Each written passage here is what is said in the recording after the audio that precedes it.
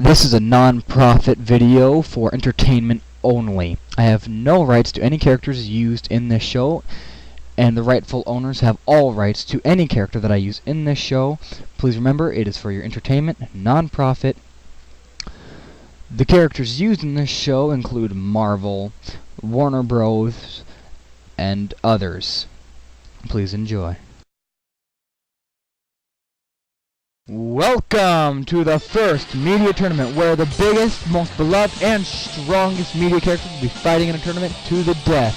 There will be 4 rounds and the rules are quite simple, but first, let's get started naming off the contestants. Our first contestant will be the Wolverine, a man made of steel and one of the chief leaders of the X-Men. Though his appearances seem to change through time, the character always relays to be the same. He's violent, vicious, and does not think through his strategies, he just goes with the flow.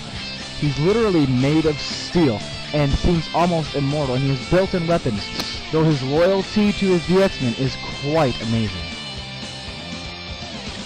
Next up is Riddick, a badass assassin who's hunted and feared throughout the entire galaxy. His weapons are also badass. He has a long double-edged Kontaku spear, 2 Kontaku double-edged knives, 2 hooked knives, and just a normal hunting knife.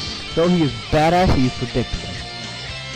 Ezio Auditore is up next, an assassin who watched his father and brothers die, and convinced by Mario to take his father's place as an assassin.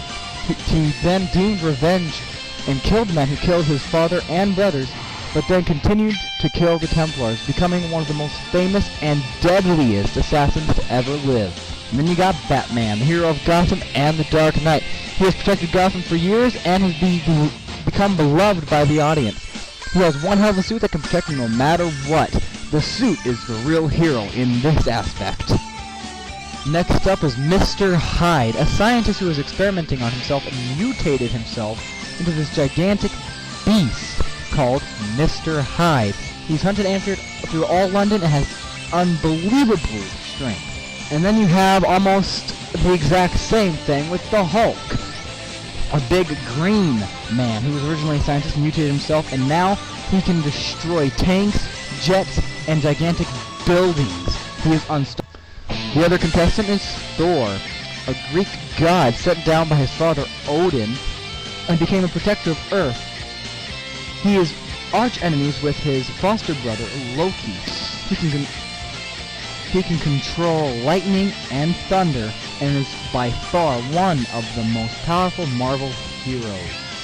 Next up is Goku, one of the most powerful characters and martial artists in all history. He started when he was younger. When he was just a kid, he trained through many martial artists, and became one of the most powerful beings in the universe, and fought the most powerful being in the universe, taking his place. Then you finally have Kratos, originally a servant for Ares. He was betrayed by Ares, the god of war, and killed Ares for revenge and became the god of war. He was later on betrayed by Zeus and the other gods, and fought for the Titans. He became so powerful with the Titans' power and the gods' power that he killed the Titans and the Greek gods barehandedly in a war.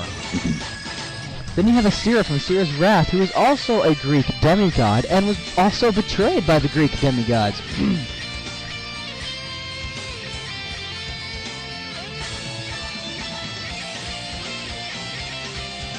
And then you have the beloved and very cute Pikachu from Pokemon. Pikachu is one of the most powerful Pokemons of Ash's group, and was Ash's first Pokemon, and is the most beloved out of the Pokemon, and has become the face of Pokemon. And then you have Mario's most greatest steed from the Mario Brothers, Yoshi. Is a green dinosaur that's actually unbelievably tough, though it does not look like much, and he's also become somewhat of a face for Mario. And the badass wizard, Gandalf from Lord of the Rings. This man's one duty is to protect the Earth from the dark evil, from the Ring and also the Dark Lords. This man is very noble and badass. Nothing will stop him. He'll even die to protect what he needs to protect, and when he does die, he comes back as a white, more powerful wizard. Harry Potter, the chosen one, the one who lived, the boy who lived.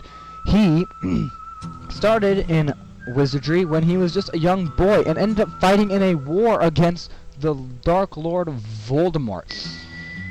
Through training and schooling and fighting, he became one of the most powerful wizards to ever be. Then you have the half-dog demon, Yasha, who his two goals in life is to protect his beloved Kagome and the Shikon Jewel.